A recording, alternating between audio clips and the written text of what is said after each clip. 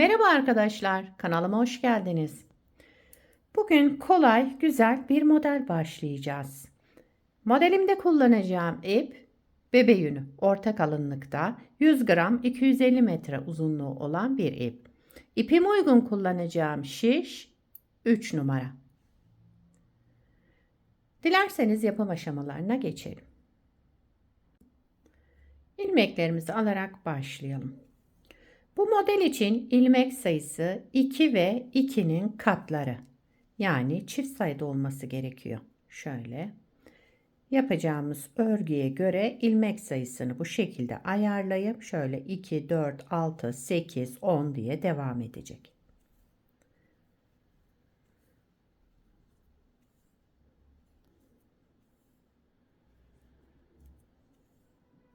İlmeklerimi tamamlayıp geliyorum. Evet, ilmeklerimi çıkardıktan sonra şöyle birkaç sıra haroşa lastik ördüm. Ben hem ön yüzünde hem arka yüzünde düz örerek yapıyorum haroşalarımı. Ters örerek de yapabilirsiniz. Modelimiz 4 sıradan oluşuyor. Hep bu 4 sıranın tekrarını yapacağız. Şimdi birinci sıra ön yüzündeyim. Kenar ilmeğimi örmeden aldım. Kenar ilmeğinden sonra bütün ilmeklerimi düz örüyorum. Birinci sıra ön yüzünde ilmeklerimizi düz örerek tamamlayalım.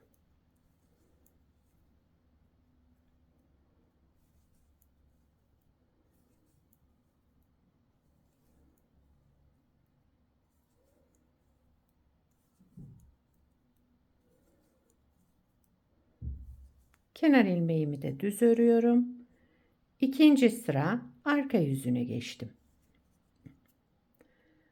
Kenar ilmeğinden sonra bütün ilmeklerimi ters örüyorum.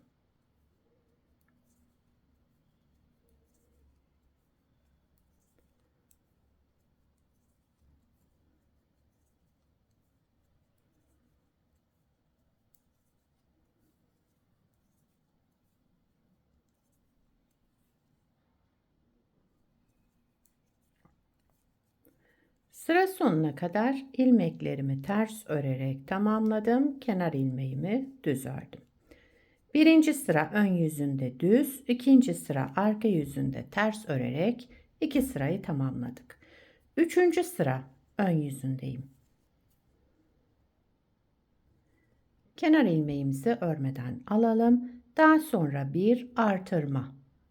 Sıradaki iki ilmeğimin ikisini bir alarak düz ördüm ve kestim, yani tek ilmeğe düşürdüm. Önce bir artırma, daha sonra iki ilmeği düz örerek keselim. Bir artırma, iki ilmeğin ikisini bir alalım, düz örerek keselim. Tek ilmeğe düşürelim. Yani sola doğru kesiyoruz. İki ilmeği sola doğru düz örerek kesiyoruz. Önce artırma yapalım. Daha sonra iki ilmeği sola doğru düz örerek keselim. Üçüncü sıra ön yüzünde yapacağımız işlem bu. Artırma yaptım. Son kalan iki ilmeğimi düz örerek sola doğru kestim. Sıra başında artırma yaptığımız için sıra sonunda artırma yapmıyoruz. Bakın. Burada önce artırma yaptım. Daha sonra iki ilmeğimi sola doğru kestim ve kenar ilmeğimi düz ördüm. Bu arada artırma yapmayalım. İlmek sayınız artar ve model kaymış olur. Dördüncü sıra arka yüzündeyim. Kenar ilmeğinden sonra üçüncü sırada ne yaptıysak aynısını yapıyoruz. Önce bir artırma, daha sonra bakın öndeki ilmeğim ve arkadaki artırma olan ilmeğimi yine ikisini bir aldım. Düz ördüm, sola doğru kestim. Önce artırma, daha sonra iki ilmeği sola doğru düz örerek keselim. Bir artırma, iki ilmeği sola doğru keselim. Dördüncü sırada, üçüncü sırada ne yaptıysam aynı şekilde yapıyorum. Önce artırma, daha sonra sıradaki iki ilmeğimizi sola doğru düz örerek keselim. Yine son 2 ilmeğim kaldı. Önce bir artırma yaptım. Daha sonra bu 2 ilmeğimi alarak sola doğru kestim. Kesme işleminden sonra kenar ilmeğimi düz olarak ördüm. Burada artırma yapmadım bakın. Evet, modeli bir kez kurmuş olduk. Modelimiz böyle devam edecek. Hep bu 4 sıranın tekrarını yapacağız. İsterseniz bir kez daha kuralım. Burada birinci sırada ne yaptıysak aynısını yaparak devam ediyoruz. Modeli tekrar kuruyorum. Birinci sıra ön yüzündeyim. Kenar ilmeğinden sonra bütün ilmeklerimi düz örüyorum.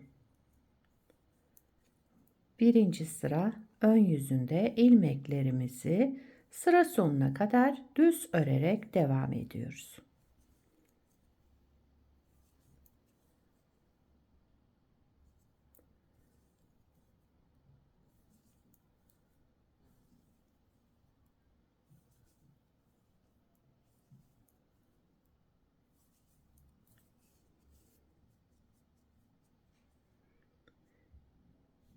İkinci sıra arka yüzündeyim. Kenar ilmeğinden sonra ilmeklerimi ters örüyorum. Birinci sıra ön yüzünde düz, ikinci sıra arka yüzünde ters örelim ilmeklerimizi sıra sonuna kadar.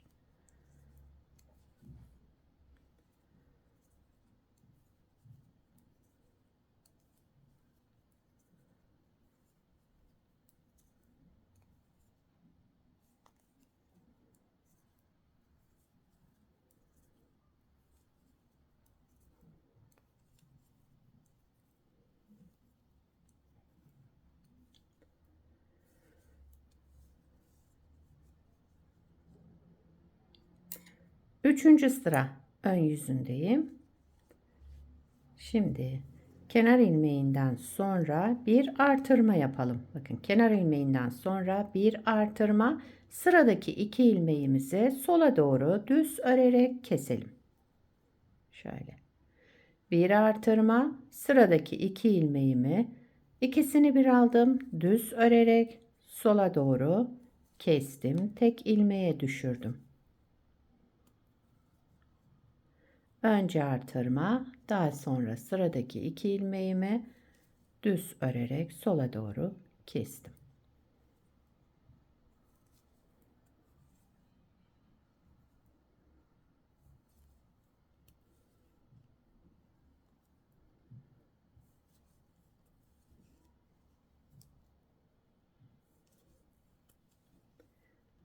Evet, son 2 ilmeğimi de kestim. Daha sonra kenar ilmeğimi ördüm. Burada yine artırma yapmadım bakın sıra sonunda. Çünkü sıra başında artırma yaparak başladık. Sıra sonunda artırma yapmıyorum. Dördüncü sıra arka yüzündeyim. Kenar ilmeğinden sonra yine bir artırma. Önce bir artırma. Daha sonra sıradaki 2 ilmeğim bakın. Birinci bu ilmek, ikinci de şu bir önceki artırma yaptığım ilmek. İkisini bir sola doğru düz örerek kestim. Üçüncü sırada ne yaptıysam aynısını yapıyorum.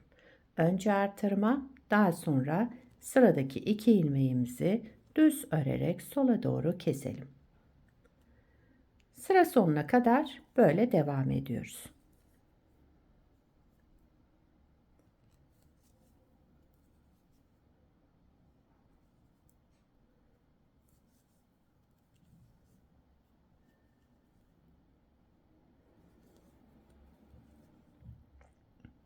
Evet, son 2 ilmeğim kaldı. Kenar ilmeği hariç. Önce bir artırma, daha sonra sıradaki 2 ilmeğimin ikisini bir düz örerek kestim. Daha sonra kenar ilmeğimi ördüm. Dördüncü sırayı da tamamladım. Modeli 2 kez kurmuş olduk. Modelimiz böyle devam ediyor. Bakın gayet güzel, zarif, şöyle çıtı pıtı bir model. Bir parça da daha önce hazırladım. Hemen onu göstereyim. Burada da yelek önü olarak başladım. Burada 2 sıra haroşa lastik yapmıştım. Bunda da Tekstil tipi lastik kullandım, bakın alt kısmında. Kanalımda var bu lastiğin yapımı. İsterseniz eğer bulamazsanız linkini bırakırım yorumlarda. Kenarda da 6 ilmek devam ettirdim haroşayı. Bunun herhangi bir ölçüsü yok arkadaşlar. Örnek olarak başladım. Şöyle. Model böyle, yelek düşünürseniz bu şekilde kurabilirsiniz. Arka yüzü de şöyle.